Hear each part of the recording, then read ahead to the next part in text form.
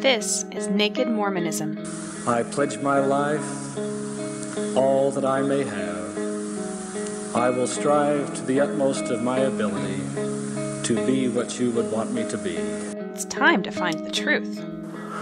And having set our hand to the plow, we will never look back until this work is finished. Where is the church going?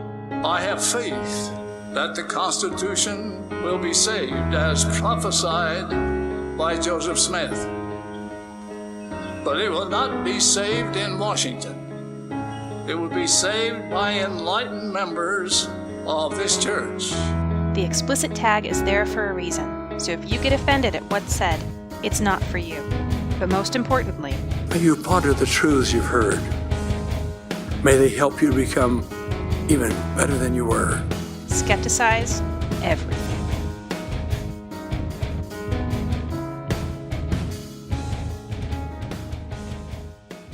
Welcome to episode 98 of the Naked Mormonism podcast, the serial Mormon history podcast.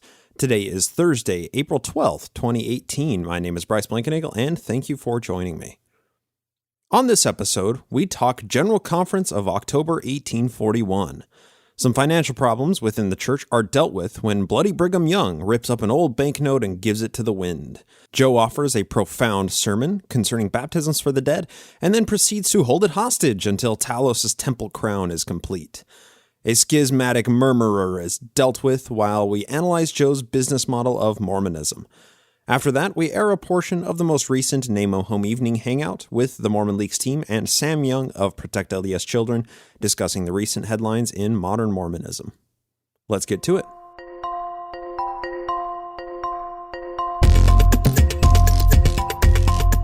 Lately, we found ourselves too caught up in the headlines about Mormonism of early 2018 instead of the early 1840s. So much has been happening on the modern front that the historical timeline has taken a back seat for the past few episodes, but let us rectify that oversight right now. General Conference is a church outlet and practice I've only recently come to appreciate. Infants on Thrones podcast has been lampooning General Conference for years, and if you haven't ever listened to their conference episodes, you're missing out on some hilarious and profound critique of this quirky church practice. As a kid, General Conference was always a time when we'd get to stay home in our pajamas and watch church on TV while, putting puzzles together or playing with Legos or something. Every 6 months, General Conference is 10 hours of monotonous men offering platitudes and anecdotes to support said platitudes. Rarely does anything truly profound or earth-shattering occur in conference. Since my undying fascination with Mormon history has been ever-growing for the past few years, conference has become a bit of its own microcosm of fascination, especially when you keep up with the headlines surrounding the church. So let's put the practice of General Conference into historical context. Mormonism was organized by Joseph Smith on April 6, 1830, marking the first annual General Conference. It was deemed at that time that the church would convene for conference every 6 months to discuss church affairs. This practice, almost without exception, has held true since the first day of church on that fateful day in 1830. Today, we're going to spend a bit of time on General Conference. Last episode, we talked a fair amount about the most recent April 2018 conference, but we're jumping back into our historical timeline to the October 1841 conference and its various proceedings. We're lucky today to have video of every second of General Conference broadcast on local news stations, the church's website, and on YouTube in multiple languages.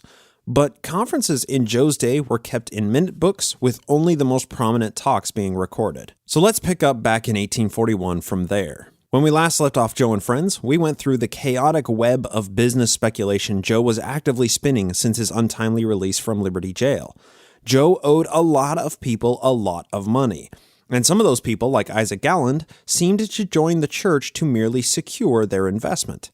Galland was given status as a land agent for the church to acquire Mormon lands in the eastern states in trade for Nauvoo land. After various letter correspondences, there wasn't enough accountability built into the church leadership, and Galland was never held responsible for funds supposedly signed to him in good faith that he had planned on using to pay Joe's debts. These land speculation deals that Joe signed won't go anywhere throughout the rest of his life in Nauvoo. They're still attached to his name. We can't lose sight of this underlying tension which influenced many of Joe's decisions. He was hopelessly in debt. I mean, Joe at this time was in debt for well over $100,000 to multiple people, and he would carry those debts to his grave. The stress of these debts would continue to influence his decisions and cause him to construct novel solutions to resolve the outstanding balances. Talos is an expensive war machine. By October 1841, Joe was still pretty bent out of shape about being arrested and having to exercise his right of habeas corpus before he was dragged across the state line into Missouri. If Joe could stay on the Illinois side of the Illinois-Missouri state line, he was safe. However, if the constables who'd arrested him were able to get him across the Mississippi and south a few days' ride, the Missouri government would have Joe dead to rights. Nauvoo was ghoul, but Missouri was lava. That last run-in with the Missouri militia posse was a close call for Joe. And Joe decided at the end of September 1841 to send a message to the Adams County sheriff who had arrested him. This is from the Dan Vogel History of the Church, Volume 4, page 415. Quote, "Letter to the Deputy Sheriff of Adams County. The following is a statement of my expenses, costs, and liabilities consequent upon my arrest and trial while in your custody. To amount of fees to Esquires Ralston, Warren, and Company, $250. Esquires Little, Williams, Walker, and Browning, $100. 7 days for self, horse, and carriage at $5 per day, $35. Money expended during that time and consequent upon the arrest, $60. 12 witnesses, to wit," and then the list of the witnesses that Joe brought along, 4 days each, their time, carriage, horses, and expenses at $5 each day, $240. Total balance, $685. And the letter concludes with, "Dear sire, you will please take such measures as to put me in possession of the above amount, which is justly due me as above stated, to say nothing of false imprisonment and other expenses. Would have been presented earlier but for the sickness and death of Robert B. Thompson, my clerk. Receive my respects, etc. Signed, Joseph Smith." So this letter is actually extremely interesting. Joseph actually billed the state or the sheriff of Adams County for the amount of time that he was arrested, as well as for all of his witnesses that he had brought along in his own little posse. Now, this is a fascinating practice, just for the sheer sake that Joe was in dire need of money, and if he could just bill the state for $685 for him being arrested, that might mitigate some of the outstanding bills that were piling up in his name. But this central focus on money wasn't just in this single letter, because this October 1841 General Conference was interesting in a few ways, because money was definitely a central focus of the conference. General Lyman White, at one point during the conference, stood up and aired out his grievances for having lost so much money back in Kirtland due to the Kirtland Safety Society anti-banking company. But the powerful businessman Bloody Brigham Young was rising to prominence as a defender of Joe at all costs. Here's how the exchange went down according to the History of the Church, Volume 4, page 423. Quote, "Elder Lyman White spoke at some length on the subject introduced in the former part of the day, and on the old debts and obligations that are frequently brought up from Kirtland and Missouri, one of which, in the form of a $50 Kirtland Safety Society anti-banking company note, he held in his hand and proclaimed as his text." Okay, so to set the scene, Lyman White is standing up in general conference and saying, "I have a $50 note," and he was not very pleased that this $50 note was not even worth the amount of money that it would be sold for fish wrap, right? This is just paper rag money, as it was called. So it continues. "On motion, voted unanimously that the trustee and trust be instructed not to appropriate church property to liquidate old claims that might be brought forward from Kirtland or Missouri." Okay, so this is an interesting detail. So Joseph Smith was the trustee and trust of the church at this time. And they did say that Joseph could not appropriate church property in order to liquidate those old debts that he owed to other people concerning the Kirtland Safety Society, concerning land deeds in Missouri and Kirtland. All of Joe's financial dealings from Missouri and Kirtland, they could not be paid off with current church property, even though all of that church property was still in Joe's name. It continues. President Hiram, that's sidekick of Biff, Smith, presented to the notice of the conference some embarrassment growing out of his signing as security a certain obligation in Kirtland in favor of Mr. Eaton. So that detail is just Hiram Smith was also dealing with and trading these Kirtland Safety Society anti-banking notes, and he held some embarrassment. growing out of his signing this security. And this is where Bloody Brigham Young steps in. President B. Young made some appropriate and weighty remarks on the importance of more liberal consecrations, more tithing, of course, and more energetic efforts to forward the work of building the temple and Nauvoo house. And after purchasing Elder White's text by paying him 50 cents, tore it to pieces and gave it to the winds, saying, "Go ye and do likewise with all old claims against the church." End quote. What a statement on multiple fronts. I mean, think about this. This was a power play by Bloody Brigham Young. Think of how this statement of buying Lyman White's $50 note for 50 cents and then tearing it up was interpreted by all of those present. The central issue presented by Lyman White was that Joe owed a ton of money to a ton of people, including those elites in the highest ranks within Mormonism. I mean, remember back to 1838, Lyman White had claimed that Joseph had speculated on land that he had purchased from Joe. According to Lyman White, Joe bought up 5 lots in Missouri for $200 and turned around to immediately sell them to Lyman White for $2,000. White had legitimate reason to be angry, especially because all of the capital and all of the actual liquid funds of the Kirtland Safety Society banking company had utterly evaporated due to the Panic of 1837 and the resulting collapse of the Kirtland Safety Society. Think about how this single action was interpreted by the respective members of the audience to this incredible spectacle. Think about it from Joe's perspective. Joe knew that Brigham could insulate him from financial embarrassment or disaster because that's what he had just done. Everybody in the congregation knew that all old agreements made with the church meant absolutely nothing because Brigham had said it, "Go ye and do likewise with all old claims against the church." The leadership knew that Brigham just jumped up a few ranks on Joe's friends list. Brigham knew that dealing with Joe's terrible business practices was going to suck moving forward. Everybody saw that if they had a problem with Joe, they'd have to go through Bloody Brigham Young to solve it. And he wasn't very sympathetic to their collective pleas, as Bloody Brigham had lost a lot of money on Joe as well. But he was a sincere believer in Joe's message. All of these implicit signals were sent in this one single action by Bloody Brigham Young. It was a power play. It was even voted that the trustee and trust, read Joseph Smith, couldn't use church funds to pay old debts from Kirtland and Missouri, but Bloody Brigham just bought that note at 1% of the face value and ripped it up, telling everybody to do likewise with all old debts. So Joe and the church were not only not allowed to pay back old debts with church funds, but also with this action, the signal was sent that Joe and the church moving forward would simply ignore any financial obligations from the past. And Brigham Young was making himself increasingly more useful to Joseph Smith. Joe had given him a revelation back in July of 1841, less than a week after the Quorum of Apostles had returned from England, saying as follows from the modern day Doctrine and Covenants, section 126.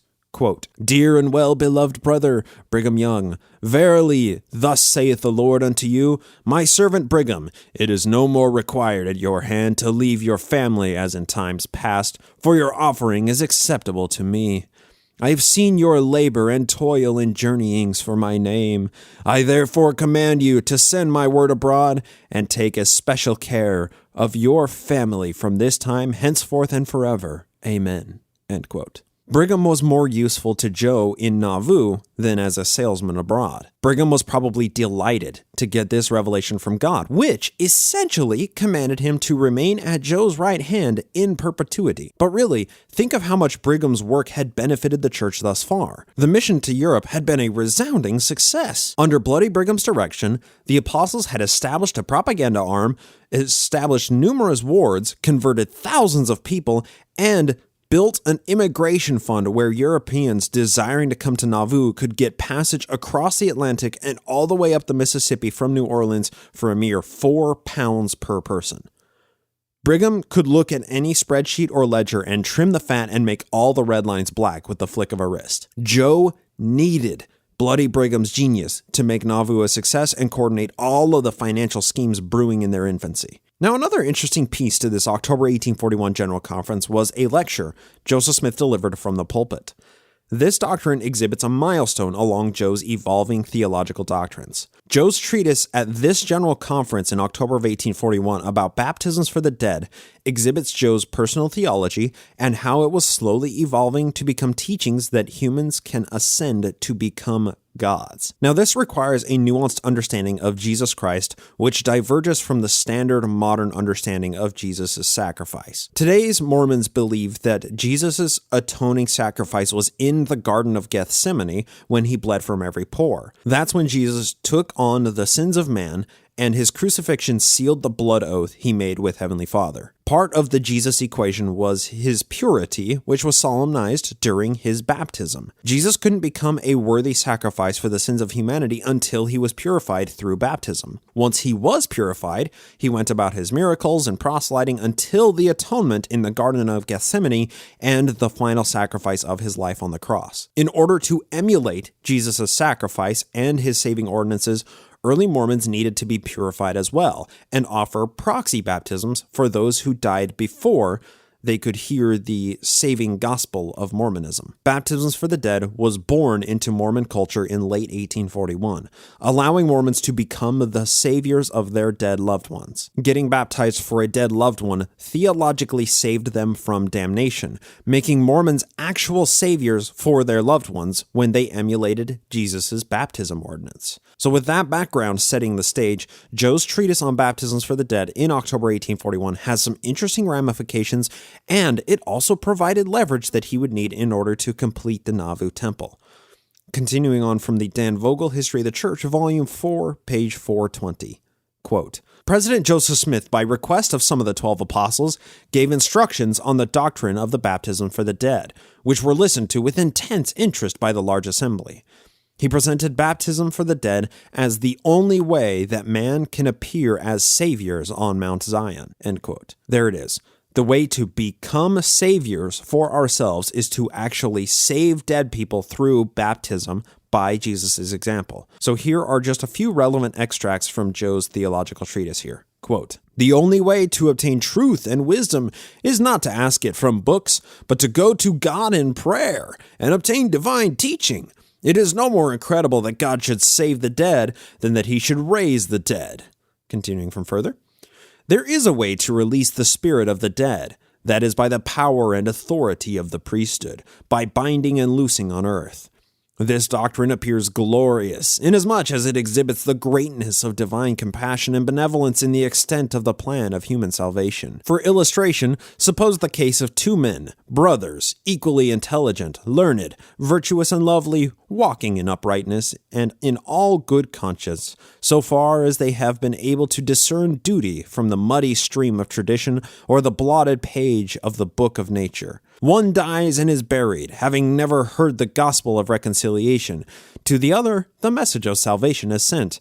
He hears and embraces it, and is made the heir of eternal life. Shall the one become a partaker of glory, and the other be consigned to hopeless perdition? Is there no chance for his escape? Sectarianism answers, none, none, none. Such an idea is worse than atheism. The truth shall break down and dash in pieces all such bigoted Pharisaism. The sects shall be sifted, the honest in heart brought out, and their priests left in the midst of their corruption. Many objections are urged against the Latter-day Saints for not admitting the validity of sectarian baptism and for withholding fellowship from sectarian churches. It's like putting new wine into an old bottle and putting old wine into new bottles. What? New revelations in the old church? New revelations knock out the bottom of their bottomless pits. New wine into old bottles. The bottles burst and the wine runs out. What? Sadducees in the new church? Old wine in new leathern bottles will leak through the pores and escape. So the Sadducee saints mock at authority, kick out of the traces, and run to the mountains of perdition, leaving the long echo of their braying behind them. You really got to appreciate some of Joe's oratory skills. Sometimes they do kind of shine through as beautiful and profound. Anyway, he continues, This doctrine of baptisms for the dead presents in a clear light the wisdom and mercy of God in preparing an ordinance for the salvation of the dead, being baptized by proxy, their names recorded in heaven, and they judged according to the deeds done in the body. This doctrine was the burden of the scriptures. Those saints who neglect it in behalf of their deceased relatives do it at the peril of their own salvation. There you go. If you neglect to do baptisms for the dead, you do so at the peril of your own salvation. That's an interesting detail. The dispensation of the fullness of times will bring to light the things that have been revealed in all former dispensations, also other things which have not been before revealed. He shall send Elijah the prophet, etc., and restore all things in Christ. There you go. Once again, Joe promising, oh, you're going to learn a lot more. There's going to be other things that have not been before revealed. You just got to do baptisms for the dead, everybody. Then it concludes, President Joseph Smith then announced, there shall be no more baptisms for the dead until the ordinance can be attended to in the font of the Lord's house. And the church shall not hold another general conference until they can meet in said house. For thus saith the Lord. End quote. All right, a lot happened in that sermon. As with conference today, so many words can be said with so little information conveyed. Yet the information which does seep through all of this superfluous nonsense and anecdotes is actually really important. Joe instilled the necessity of practicing baptisms for the dead. He stated that ordinances performed here in the flesh are necessary in order to reach salvation, and we will be judged based on those ordinances. This was before he was using the term exaltation to describe the utmost kingdom of God and men becoming gods. That wouldn't happen for another couple of years. But this does depart rather harshly from how many Christian denominations view salvation.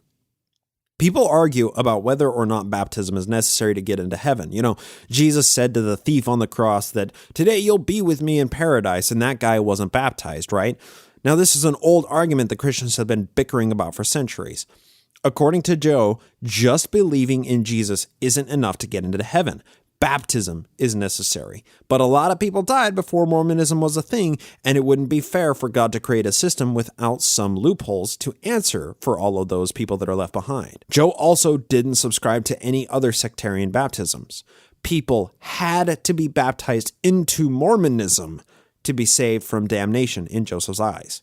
So, in order for us to be saviors of those who've died before us, we need to get Mormon baptized for them and perform those earthly ordinances by proxy for those people so they too can be saved. Then his parting words are crucial to understand why baptisms for the dead was used as leverage.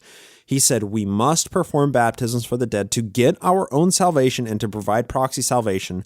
But those baptisms, which, prior to this lecture had been done in the Mississippi River, could only be performed in the house of the Lord. That's the temple.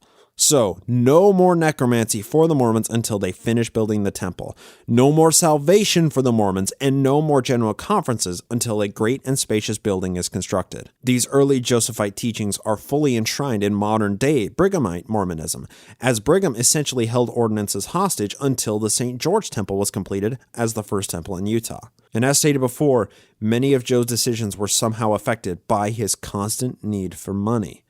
He was in dire straits, so he decided to hold doctrine and saving ordinances hostage until the saints coughed up the dough to build a temple. The conference continues with some other interesting details. Quote, President Brigham Young addressed the elders at some length on the importance of teaching abroad the first principles of the gospel, leaving the mysteries of the kingdom to be taught among the saints. Also on the propriety of many of the elders remaining at home and working on the Lord's house. This Lord's House project is obviously a central focus of so much of what they were doing, and that their labors will be as acceptable to the Lord as their going abroad, and more profitable for the church, and that those who go and those who remain make consecrations more abundantly than heretofore. End quote. So, Joe set everybody up with these theological proclamations and discerning everything about the baptisms for the dead, but Bloody Brigham was there at the end to drive home the important points. Brigham's speech here represented a major issue Mormons dealt with that was actually a valid criticism. The early Mormons wouldn't cast their pearls before swine. They only revealed enough milk to get a person to convert, then the Mormons would hit him with a slab of meat and a bucket of crazy. People knew back then, as they should know now, that Mormons only teach investigators just enough to pique their curiosity. Then, once they get baptized and start paying in their membership dues, that's when all the mysteries of the kingdom are taught to the saints. As Brigham said it, on the importance of teaching abroad the first principles of the gospel, leaving the mysteries of the kingdom to be taught among the saints. You have to be careful where you teach some aspects of Mormon theology because it is kind of wacky to some people. Brigham also made a managerial decision in that those Mormons who were unable to go abroad and bring in more converts, they could stay in Nauvoo and labor on the temple as a fair exchange. I mean, what a powerful system, right? And all it takes is getting people to buy into it and feel like they sincerely believe in this system for it to work. Look, I mean, the Mormons didn't have to give all their property to the bishop's storehouse. They didn't have to travel thousands of miles on foot to be church salesmen. They didn't have to build the temple as slave laborers, nor did they have to pay mandatory tithing. At any given time, they could have walked away. They could have stopped attending the church, moved to another county, and had Mormonism just be one small chapter of their lives so that they could move on to another sect, which didn't require undying fealty and unwavering subservience. Think about this business model in the abstract, though. Joseph Smith's Mormonism was a club that you would pay to join, pay to continue to be a member of, and never produced any tangible products to sell. It had a whole volunteer sales force, and all of the money that was collected through tithings went straight to Joe's pockets for him to do whatever he wanted with. From funding wacky business ventures, to producing propaganda to gain more followers, to public works projects in Nauvoo, which were often started and never completed, to the most minute of living expenses, Joe lived a fast and hard life off the early Mormons, and wasn't held accountable for his actions or expenditures. His business model alone is just amazing. And Joe wasn't very smart in his execution of the business, which is why he needed people like Bloody Brigham Young at his side to clean up his constant messes. But the business model alone is impressive. And why did people stay? Because if they left, they would suffer eternal torment in hell. Only Mormonism and baptism into it could save these people from this mortal coil into which God had inserted their souls. The God of Mormonism created people broken and made it so obedience to his emissary on earth was the only way to fix that broken nature. I mean, think about this. You can threaten somebody's life and suffer legal repercussions for it, but if you threaten their eternal soul, whatever it is which exists for eternity after mortal death, you're just a minister. And there seems to be a disparity in the way that we treat these threats. Joe could use and abuse the Mormons with absolutely no oversight or quality control measures, and the people just seem to love him more. And the best part about this business model is that people police each other within the ranks. And people who abandoned early Mormonism often left behind their jobs, their friends, their family in doing so. This October 1841 General Conference had another addendum at the very end. Quote, President Brigham Young presented an appeal from the decision of the Elders' Quorum on a charge made against Elder John A. Hicks by Dimmick B. Huntington for a breach of the ordinances of the city, for falsehood and schismatical conversation.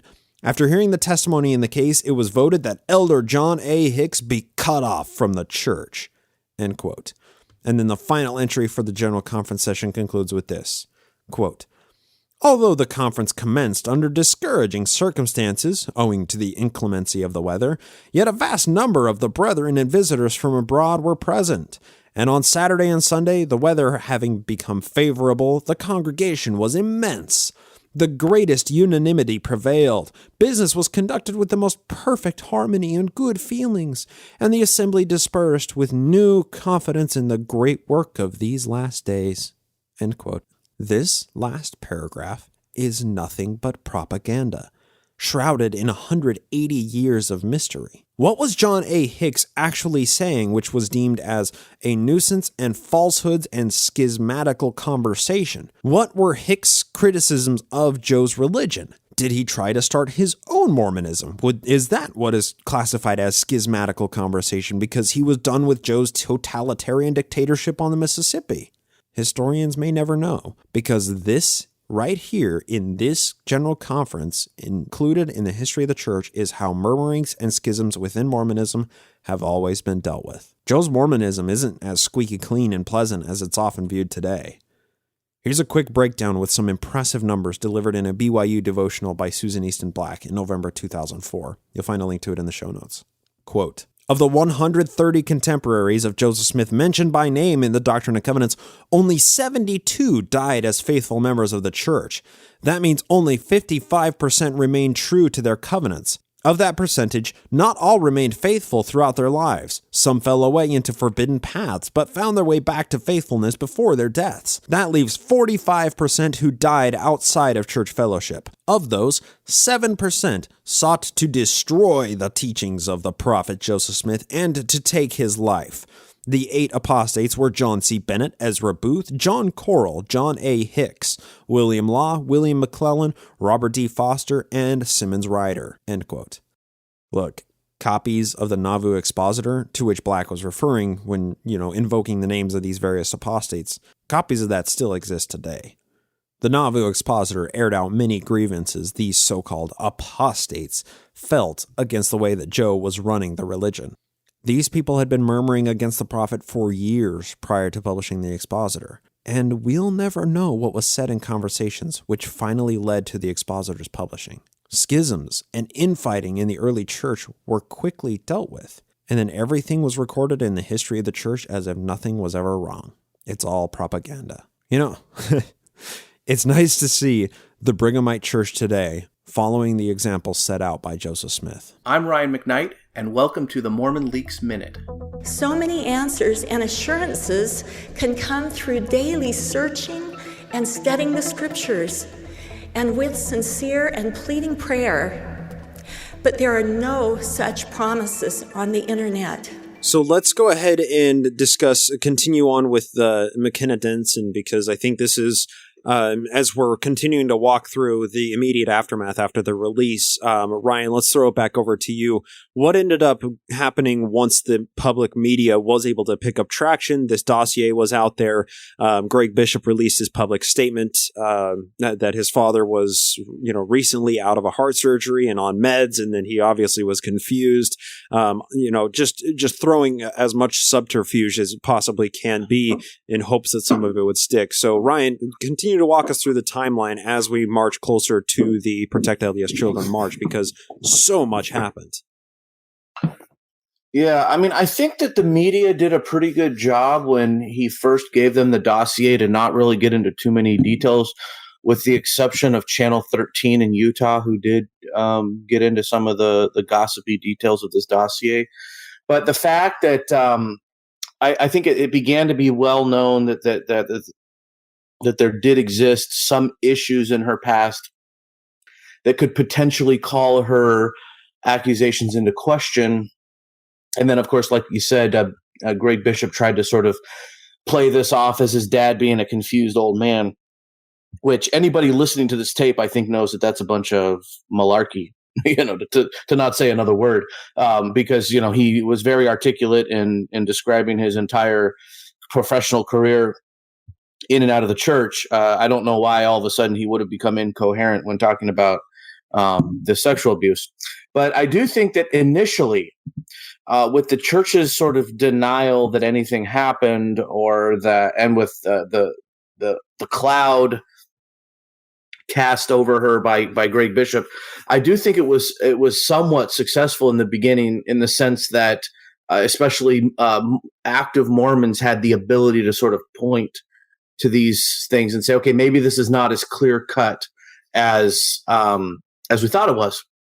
But that all came crashing down. I believe it was on Friday or maybe Thursday, when KUTV was able to obtain a police report that initially they received it basically completely redacted. And by the way, for those that don't know, we had obtained this police report before releasing the tape. It was part of our. It was one of the things that went into the authentication process, and we have published that, so they can find that on our newsroom. And it was less redacted than the first one KUTV got, but it was more redacted than the subsequent one that they reported on. The one they finally got had his statement unredacted, which ours had his statement redacted. And it said there that he admitted to the police that he did take her down into this room and that he asked her to show her breasts, and that was it. Well, that was explosive. That was a game changer, because now it's like, well, wait a second. What's this dossier? If he admitted it to the police back in November or December, whenever that interview was, why is this dossier coming into play here? Because it really doesn't matter what it is she's done in her life, right? She obviously, something happened, and the church came out at basically when that happened, and they came out and they not only acknowledged the police report, they also acknowledged the existence of the room, and they acknowledged the existence of a second accuser that they know of. We don't know if that's the bleeped person in the tape, but I mean, I think it's been kind of assumed that that's who it is, but I don't think they've specifically said that. And that was a huge watershed moment here, because then it really sort of turned part of that spotlight onto Greg Bishop, and why did he do this horrible thing? And that's what got covered on Friday in the news, about how Greg Bishop had, so on Tuesday morning, I'm being told by multiple reporters that the church gave them her name. And then a few hours later, they get this dossier from Greg Bishop. Why? First of all, why did he have it? I guess it appears from a legal standpoint, it appears to be legitimate, that they had the right to gather this information, that it's okay for them to send it to the perpetrator's lawyer, although it is kind of weird in this case that his lawyer is also his son, but whatever. But this idea that it was okay for Greg Bishop to send it to the media is just unbelievable, beyond the pale. And I hope that he is cowering in his house all of these days in shame. And I will not change that opinion until I hear a real apology from him, because he owes one to her big time, and to every person who has gone through such a thing, because we now know what he already knew, which was that what his dad said to the police, and the fact that the church already knew about another person, and that this room existed, and he still tried to silence her with these things that, apparently some of them are true. She's talked about how she has a criminal history that she's ashamed of and all that stuff. But the fact that he thought it was relevant, we obviously know he didn't think it was relevant. He was doing it to shame her into silence. And subsequently, whether it was his intention or not, this shames other victims into silence too, because everybody has done things in their life that can be embarrassing. And for them to be brought out, it's one thing. Let me just say this. And I'm not saying that I would agree with it in this case, but let's just say that the dad, Joseph Bishop, had never admitted to anything before. Let's say that there was no evidence that there was another victim. Let's say there was no evidence that this room ever existed. Okay. And, and they have this proof that she's done X, Y, and Z in the past. Maybe I can see them, at least in a courtroom, bringing these things up and to say, maybe we should doubt her. Okay. It would be ugly, but maybe. But in this case, where they know what he said to the police, and they know that there's a second victim, and they know that the room exists, it's unexcusable. And this is what people should be outraged out by more than anything. Right. And I'd like to add as well, I completely agree with everything you just said, Ryan. I'd like to also add that they also crossed another line, and not only did it include information on McKenna, but McKenna had stated in her press conference that it also included information about the child that she gave up for adoption before her mission, because and that was done through LDS Family Services, and what a breach of privacy on behalf of her daughter. That is disgusting and crosses a totally different line entirely. Well, and also it was a closed adoption. It was a closed adoption. That should be pointed out. And also that the daughter did not know anything about what was going on until her name came up in the headline, and she. Yeah.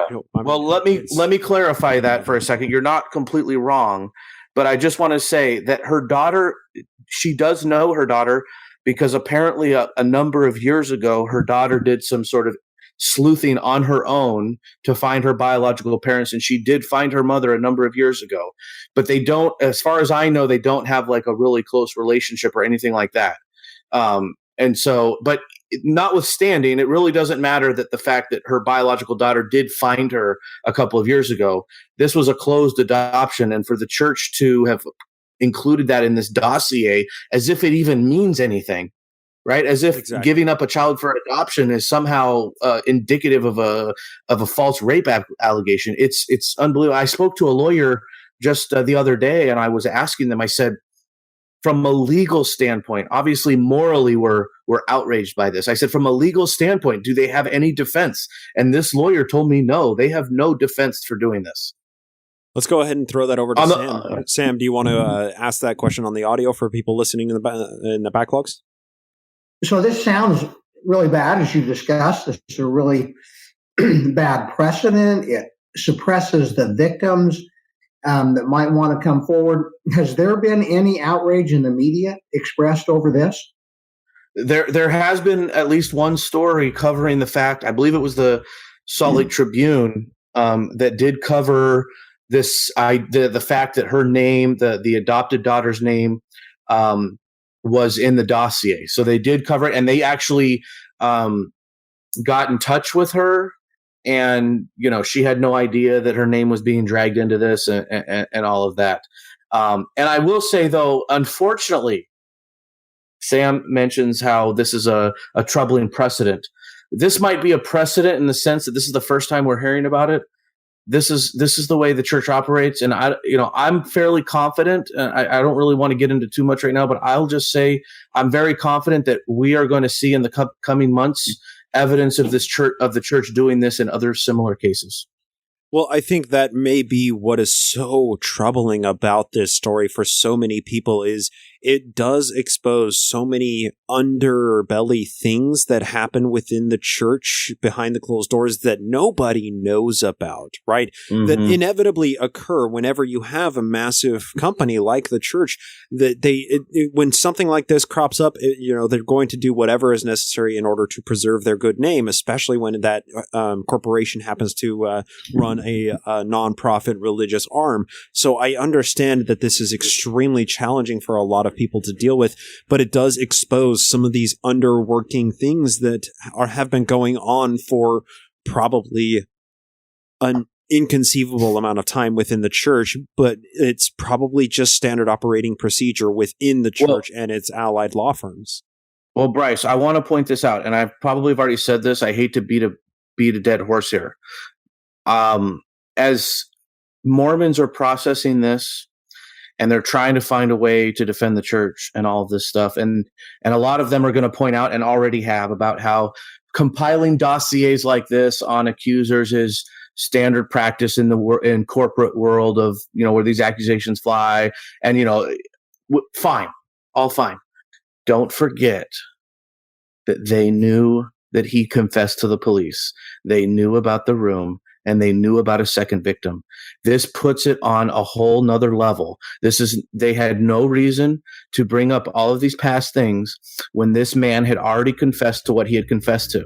And that is where people need to realize and draw the line. I've had multiple active Mormons contact me, and I've had long conversations with them through private message about how they cannot believe that the church did this. They are able to excuse away the fact that, Joseph Bishop is a bad apple, and it doesn't mean the church isn't true, which is fine. It doesn't mean the church isn't true, and all this kind of stuff. But they cannot wrap their minds around this dirty ball playing that the church engaged in, especially with what they knew.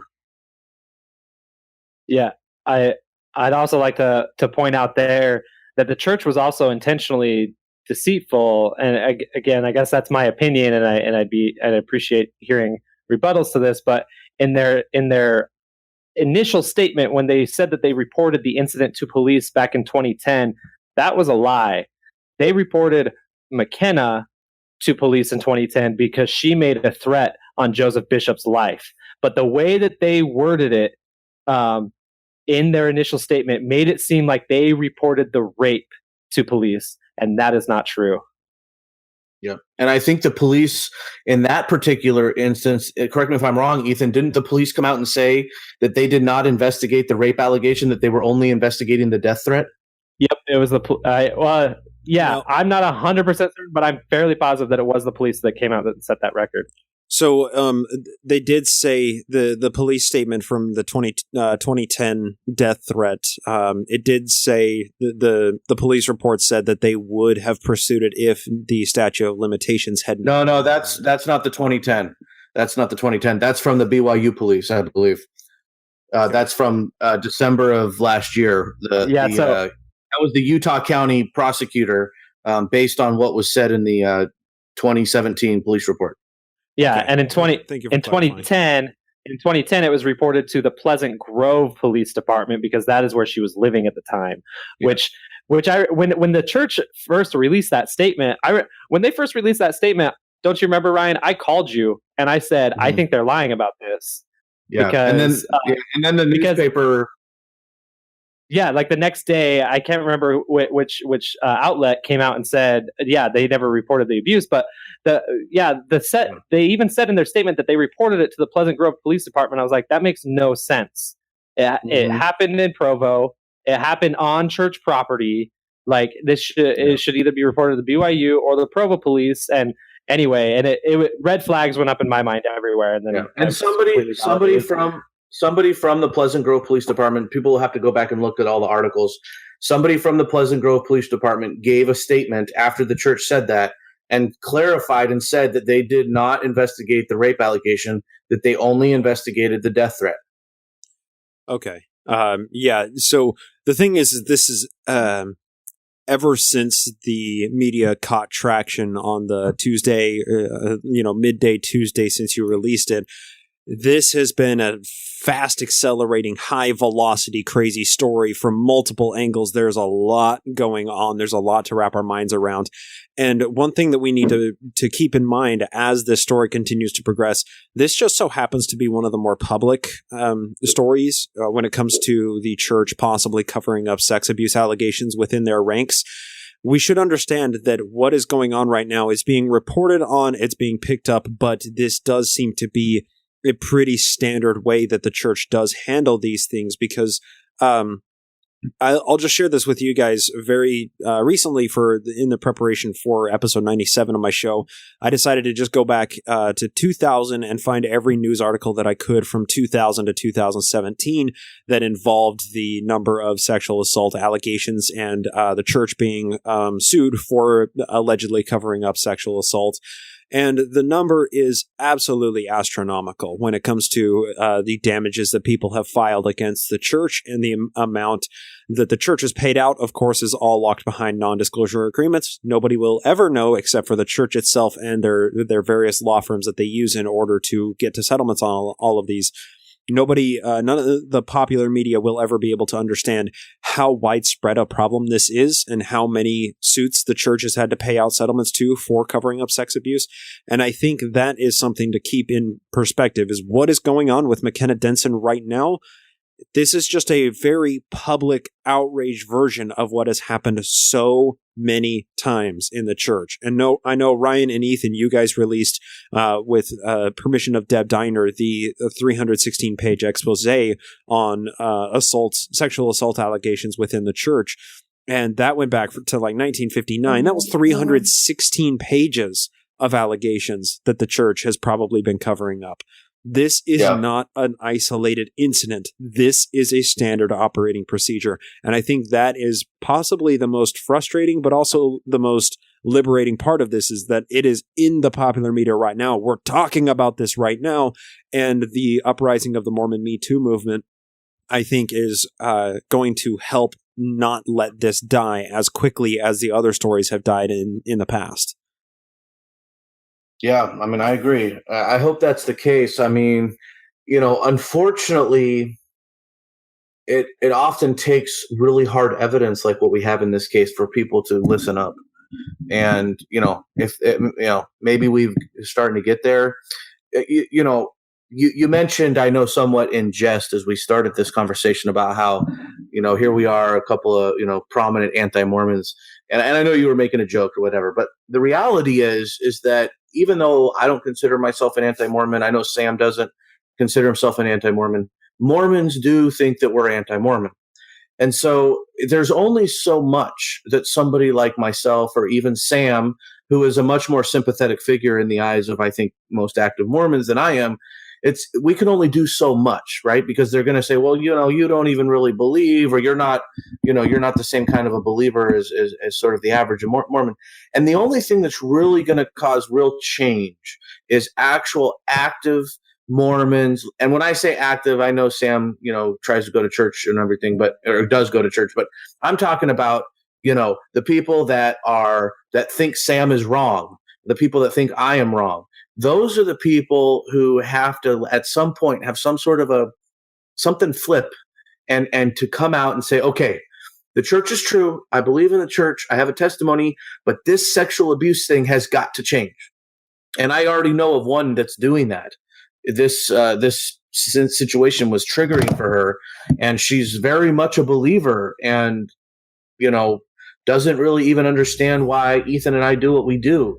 But she is pissed off about what the church did, and she is speaking out about it on her Facebook.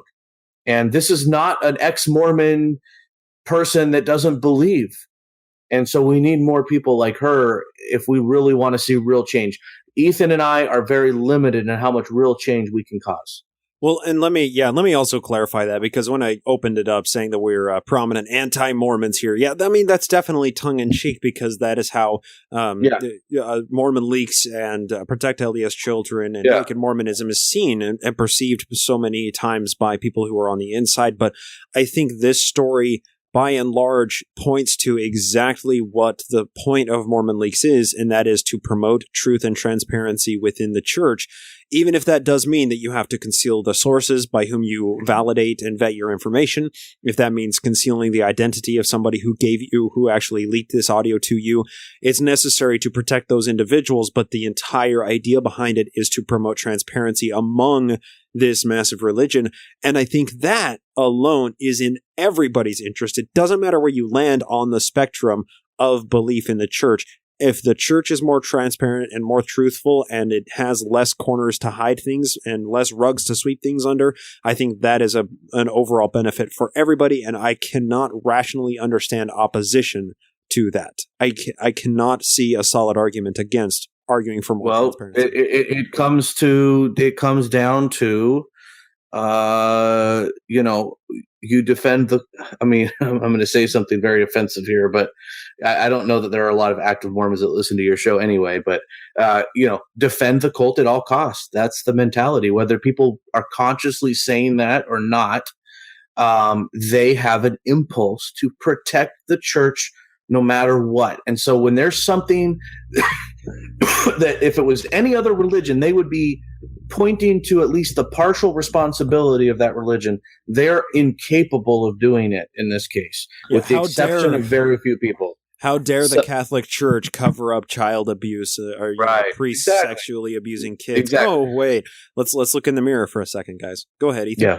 Yeah. And I just wanted to mention that while I realize that these people are outliers, there have been people that have come onto our Facebook page, Mormon Leaks Facebook page, and have said those words outright that Ryan just said: protect the church above all else. Again, they're outliers. They're very few, but it has happened since this leak has come out. So let's I want to track this back onto Sam as well with the Protect LDS Children campaign.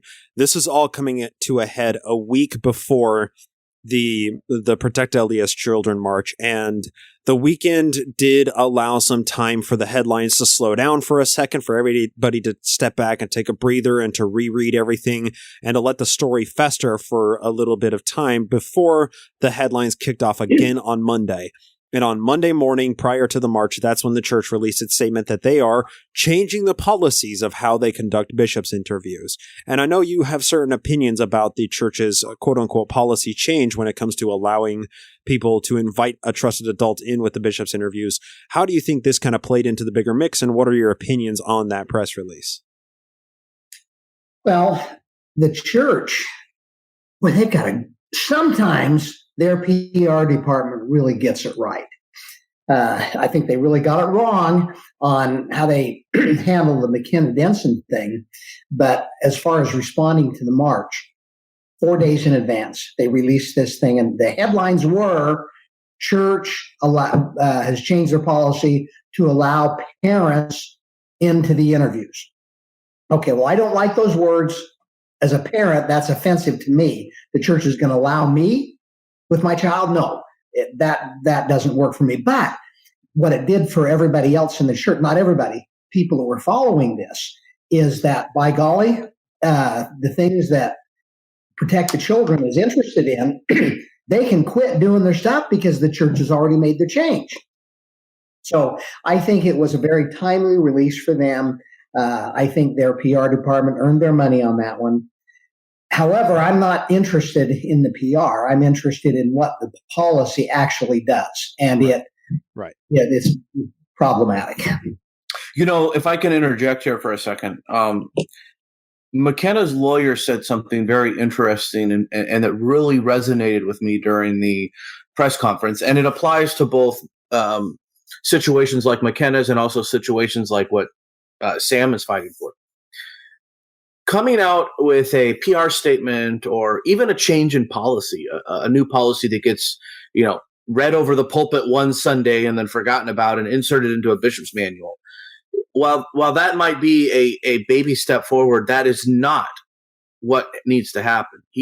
Her lawyer talked about how it's actually the culture that needs to change. And that culture is not going to change with a PR statement or with a new policy. And they need to be actively, whether it be, one talk every general conference or, these area business meetings that they do from time to time, where they're actively for the next, 10 years, they're actively having this as part of their training, especially their leadership training, so that they can create this change in culture. They can't just come out with a policy so that now every time Sam says something, the Mormons can say, oh, why is he whining? The church came out with a policy, even though the policy might not even do anything. It does seem, just given the timing of it, at the time when the church was seeing so many headlines, Mormon MTC president, allegedly raped woman, rape missionary, there's a lot of negative press. And it seems like having a march come up to their doorsteps, whether it was in connection with the Joseph Bishop and McKenna-Denson rape scandal or not, having a public march a week after these headlines are blowing up in their... I can understand that they might have been a little bit scared about how the public would respond to this. So just making one small step in the PR department in hopes of, maybe curtailing some of that or taking the wind out of the sails of the Protect LDS Children movement. I understand the calculated nature that they did this in. And if it wasn't calculated, then the timing is just incredibly coincidental.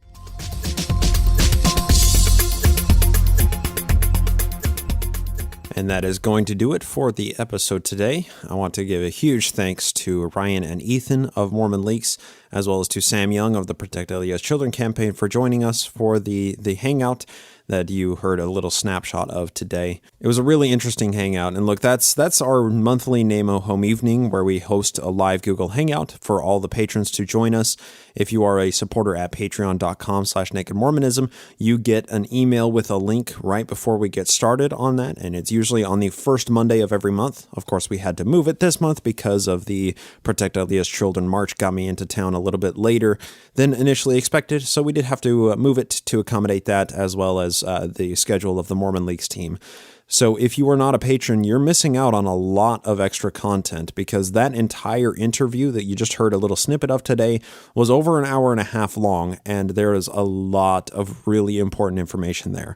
So if you want all of the access to tons of extra content, to the NaMo Book Club, to the frackin' bad movies that Marie and I do on My Book of Mormon, as well as on this on the Patreon feed of Naked Mormonism, it's really awesome, and it's my way of incentivizing listeners to sign up to support this show and support the journalism and all of the time and research that goes into this, as well as my way of saying thank you to those of you who do decide to support. So all that said, please join up at patreon.com/nakedmormonism. It would be deeply appreciated. Just like Sarah Ward, who is our newest NaMo juvenile delinquent. So thank you so much for pledging to support, Sarah. I hope you enjoy all of the extra content that you get on the Patreon only feed.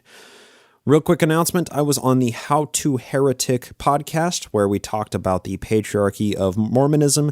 Yes, it is 3 cis white guys talking about patriarchy within the church.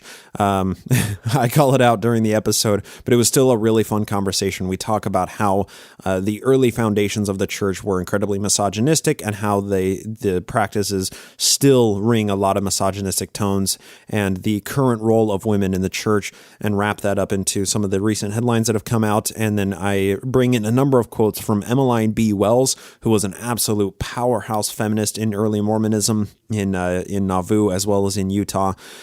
She is just an incredible woman, and we had to bring at least some female voice onto the show, even if that was only in the form of a 19th and early 20th century voice. So please give that a listen. That is a How to Heretic podcast, episode 29. You'll find a link in the show notes. Let's wrap it up for the evening. I need to thank the people who keep this show going on the back end. Thank you so much to Julie for being our social media guru and posting up on the Twitter and Facebook pages.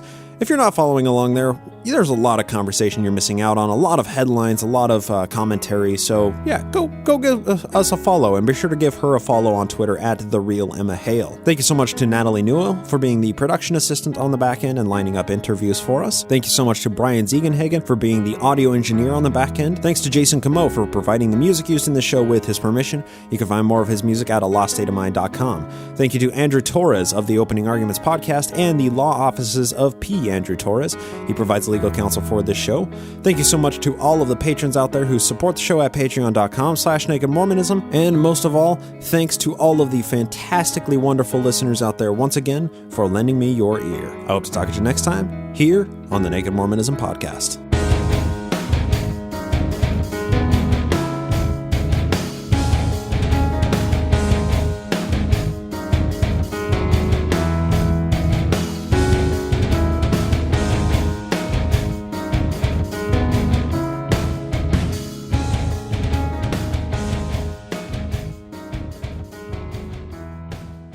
The preceding podcast is a production of Ground Gnomes LLC, copyright 2018, all rights reserved.